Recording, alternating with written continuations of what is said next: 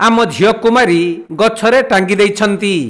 गतकाली आम घर को मिछरे जाइथिले खोजिबा पई सासु घर लोक माने ही मारी देइछंती आम झियो को। एमाने मनीष नुहंती, एमानंकु फांसी दिया जाऊ। जड़े महिला मृतदेह गछरु झोलंता अवस्था रे उद्धार हेबा परे एहिपरि अभियोग आनिछंती मृत झियर बापघर लोके। कोन घटना हेती सर आमे तो जानि ने।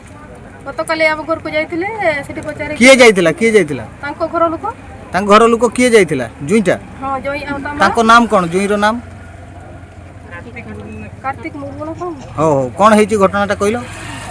जाइथिले तापर कोन होला? सेठी पचारिले जे तुम घर को तुमर जियोटा आसी कि हम कहचे ना आमे घर को जाइनी। हां तापर से माने गुरी आसिले। हां तमे केते बेले खबर पाइलो एठी फांसी हेची बोली? 8टा 7टा 8टा बेले। अच्छा तो कौन अनुमान करूछ फांसी हेची कि ताको मारी देइछन चले टांगी देइछन मारी की टांगी छन बोली अनुमान करूछ? कौन चाहूछ तमे पुलिस रे देइछ अभियोग करछ? कौन चाहूछ? न्याय हो से पुआटा को फांसी करा जाऊ। मिलिथिबा सूचना अनुसार मयूरभंज जिला रासगोविंदपुर थाना अंतर्गत नाकीचुआ पंचायत राईशोल ग्रामर कार्तिक मुर्मू नलगजा पंचायत तेलकुंडी गाँवर बाईधर हांसदा झील माइन हांसदा गत 9 मास तले भल पाई विवाह करथिले। तेबे मझिरे मझिरे स्वामी स्त्री झगड़ा लागुथवा बेले झीर बापा आसी बुझासुझा करि देउथिले। हेले आज सकाळु झील बेकरे उतरी लगाई एक गछरे झुली पड़िथिबा ज्वाईंक घरु खबर जाइथिला।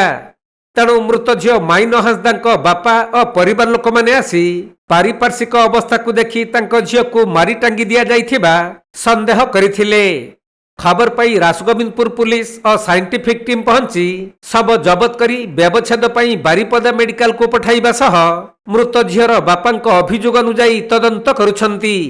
से जो झियो जो फांसी हेचंती से आपन के होंती? मोर निजर झियो सान झियोटा। कौन हेची घटना बोली आपन भाबुछंती? घटना मो एनक जहाँ देखिली से झियो मोर एते ऊपर को चढ़ी पारबनी ता सीए ता मारिकी टांगी छन बोली मोर अनुमान। एते ऊपर को से चढ़ी पारबनी ता किछि समय परे आहुरी फोन गला जे ना ताको खुजी पाइले बड़ खुजी पाइले से फांसी हेची मोर फोन गला। अच्छा ए बाबत रे थाना को जणैले कि नाही? थाना को मो आसला बेले जणै थी। अच्छा थाना को आसिक मो गोटे रिपोर्ट देछि। हां ठीक है। कौन चाहूचंते आपन? हाँ मो चाहिनी किस मोर झीलटा जिते बेले नष्ट कर आउ बेले एफआईआर सार कहीन मो से आउ गोटे देमी न्याय पाऊ। न्याय मो दरकार। मयूरभंज जिला मुरुडारू ज्ञानरंजन बेहेरांक रिपोर्ट कोणार्क लाइव।